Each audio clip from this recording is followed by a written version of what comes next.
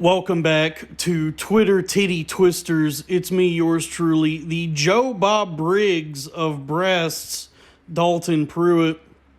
Today we're looking at somebody I follow over on X, formerly Twitter, the Cooter Scooter at 50_D with a pair of heavy honkers. These look like all natural vitamin D whole milkers. They got the heft and they got the hang that comes with a set of milkers. And they also have this quality that I can only describe as the smush. The bikini top and the way she's positioned is giving them a nice smush.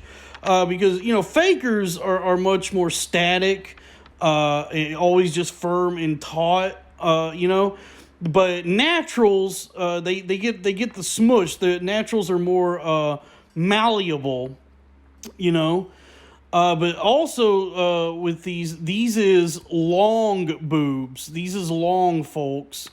Good long slobber knockers. And, boobs are a lot like balls in that way. Some boobs are petite and cinched up, very taut.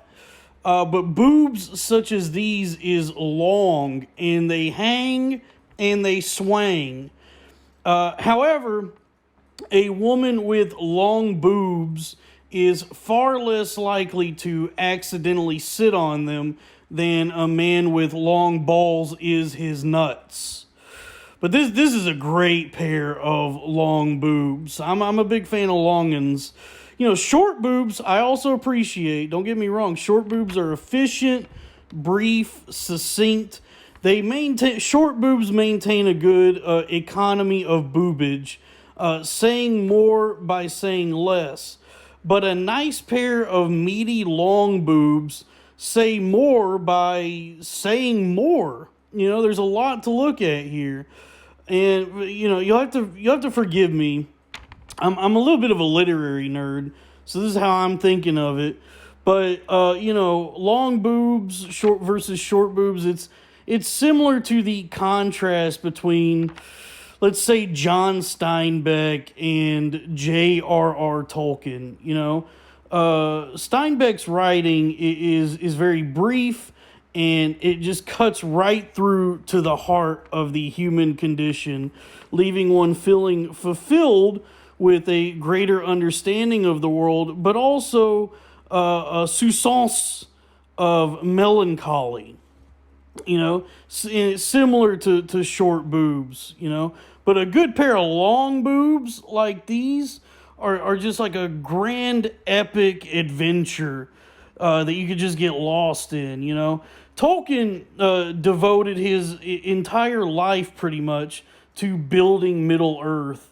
In the Hobbit and Lord of the Rings, coming up with new languages and history, and so much. There's just so much rich detail and imagery and lore.